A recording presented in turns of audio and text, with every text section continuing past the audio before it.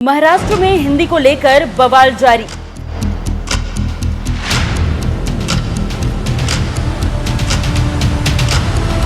MNS की पिटाई को लेकर भड़के बीजेपी सांसद।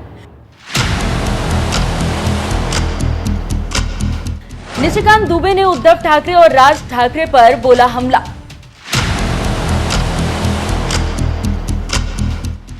कुत्ता भी अपने इलाके में शेर होता है, निशिकांत।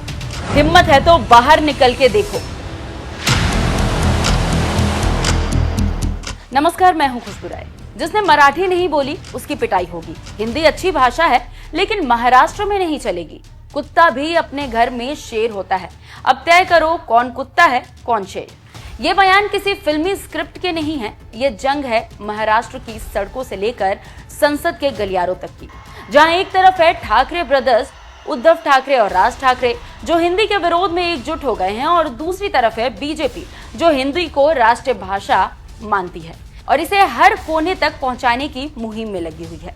लेकिन इस बार ये सिर्फ भाषा का मुद्दा नहीं है, ये लड़ाई है राजनीतिक अस्तित्व की। ये टकराव है क्षेत्रीय पहचान बनाम राष्ट्रवाद का, और इस लड़ाई में तलवारें नहीं बयान चल रहे हैं। शब्द बाणों से जख्मी किया जा रहा है महाराष्ट्र का सामाजिक ताना बाना।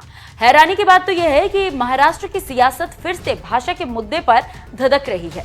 लेकिन इस बार सबसे चौंकाने वाला मोड़ यह है कि जो दो नेता दशकों से एक दूसरे के खिलाफ खड़े थे, वो अब हिंदी के विरोध में एक सुर में बोल रहे हैं। उद्धव ठाकरे जो शिवसेना यूबीटी के मुखिया है, कह रहे हैं कि महाराष्ट्र में मराठी ही चलेगी। हिंदी यहाँ की मातृभाषा नहीं है। जो मराठी नहीं बोलेगा उसे सिखाया जाएगा, चाहे जैसे भी।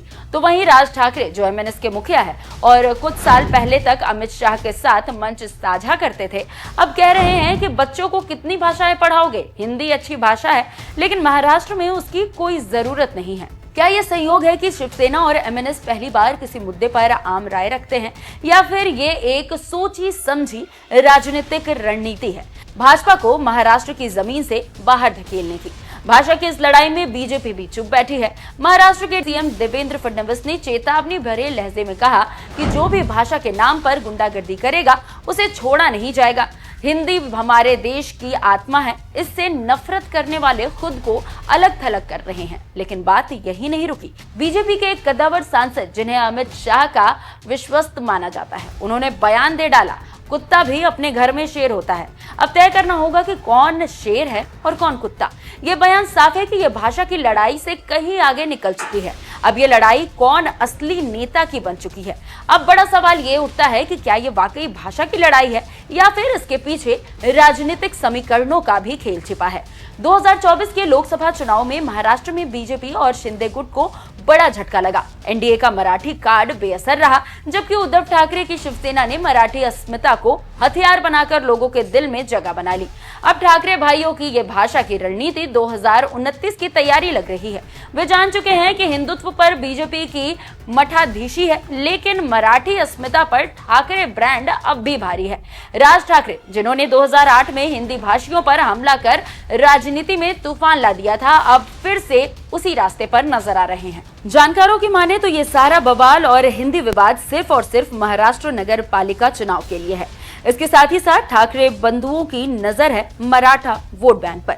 बीजेपी के सांसद के बयान कुत्ता भी घर में शेर होता है, ये साफ करता है कि ये सिर्फ महाराष्ट्र की लड़ाई नहीं है। यही सांसद कुछ दिनों पहले योगी आदित्यनाथ को भी टारगेट कर चुके हैं, जब उन्होंने कहा था कि दिल्ली में पीएम की सीट खाली नहीं है। यानी संकेत साफ है, मोदी के बाद की लड़ाई शुरू हो चुकी है।